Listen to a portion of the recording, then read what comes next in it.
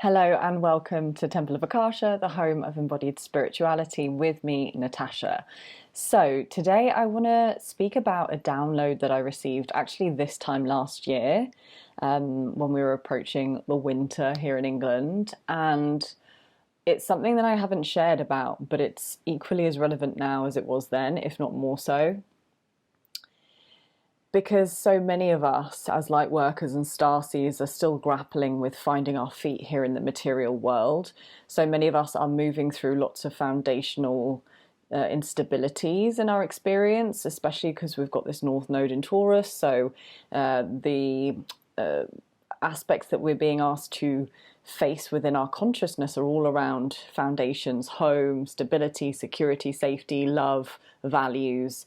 So in order for us to reach our soul potential and really actualize our mission in this life, we have to get really, really sturdy in those areas. So what I'd like to talk about today is this idea, or really this knowing, that you'll see whatever it is that you desire when you believe it.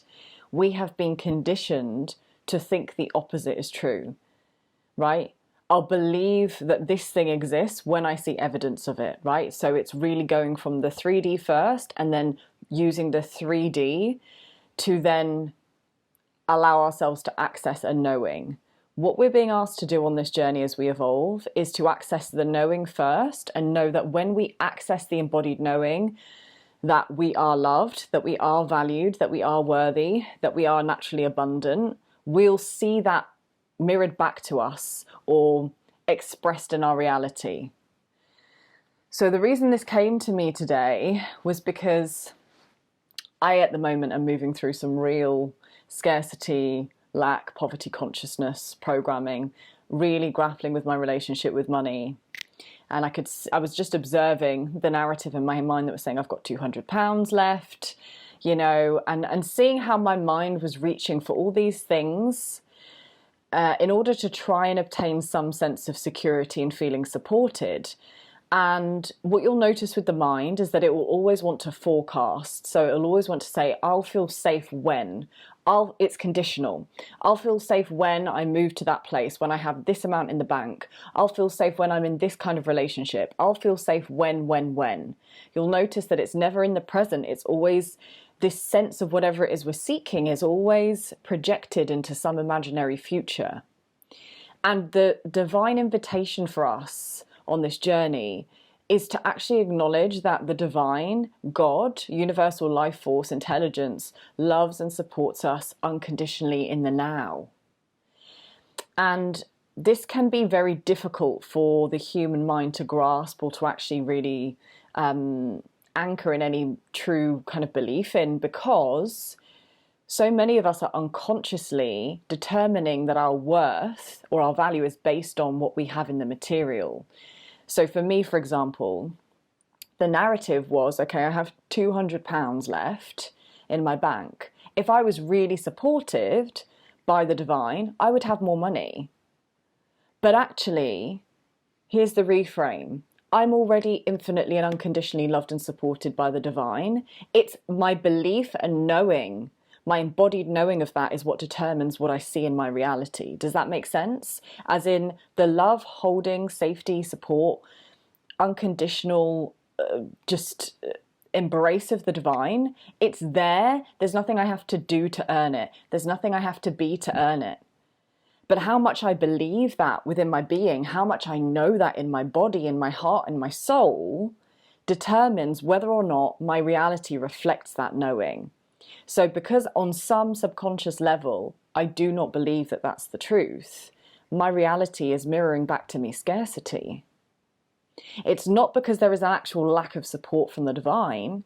It's the lack of knowing, embodied knowing and belief in that support, that actually generates and then perpetuates scarcity, lack, fear, etc.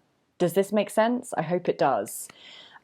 Because when I first received this download last year, it was really just a very I guess you could say it's the kind of 3D to 5D shift that we're being asked to embody, moving from the physical first to the energetic first, working from the energetic realms first, because that is the truth. The energy is the truth. The physicality is simply the manifestation of the energetic. So if we can work with the energetic realms first, then we are accessing truth first, and then the physical reality simply becomes a mirror of that realm. And actually, when we work in this way, that we'll see whatever it is we desire, whatever it is we long for, when we believe it first, we are choosing to orientate our lives based on faith rather than based on conditions, rather than basing our experience on conditional experiences or values. So for example, money, or whether or not we've got a nice home or not. What came through for me just now as I was reflecting on that was, you are just as worthy, loved, supported, valued, whether or not you have £20 in your bank account, £200 in your bank account, £2 million in your bank account. You are just as loved, worthy and supported by the divine, whether you are homeless or have the most magnificent home possible.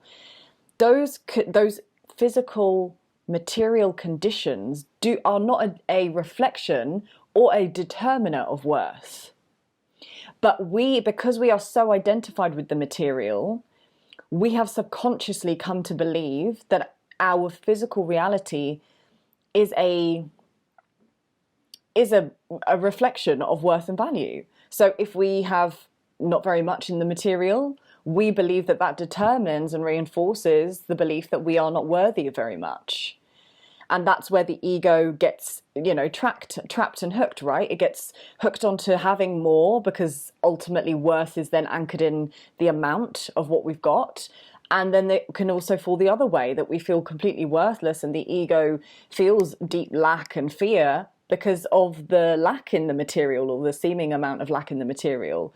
But actually, we're being asked to move beyond conditional thinking and being, and actually be able to come to the embodied knowing and faith first, that the divine, that God loves and supports us unconditionally. And just landing in that, in this very now moment, regardless of what that looks like in your experience, landing in that knowing right now, I've got £200 in my bank account.